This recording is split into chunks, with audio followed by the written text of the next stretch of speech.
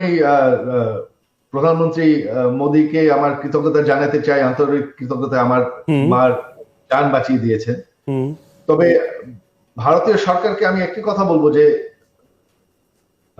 ভারতের ইস্টার্ন সাইডে সিকিউরিটি এবং মাইনরিটিসদেরকে নিরাপদ রাখতে শুধুমাত্র একটি সরকার সক্ষম হয়েছে, সেটা হচ্ছে আওয়ামী লীগ।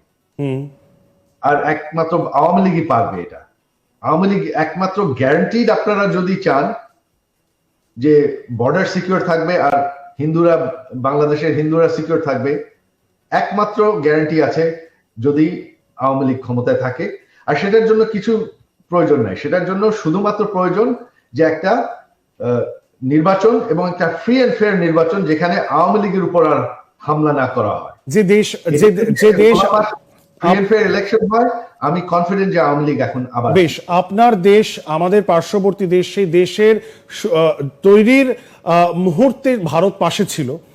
আজও আপনার পরিবার এবং আপনার পরিবারকে শরণাপন্ন ভারতে আপনারা হয়েছেন এবং ভারত সরকার সেই সাহায্য করছে, কিন্তু ভারতের যে অ্যাক্টিভ সাহায্যের কথা আপনি বলছেন, সেটাকে আপনারা পেয়েছিলেন এই বিগত সময় যখন ক্রাইসিসটা চলছিল, নাকি সেটা পাননি বলেই আজকে এই সরকারটা পড়ে গেল?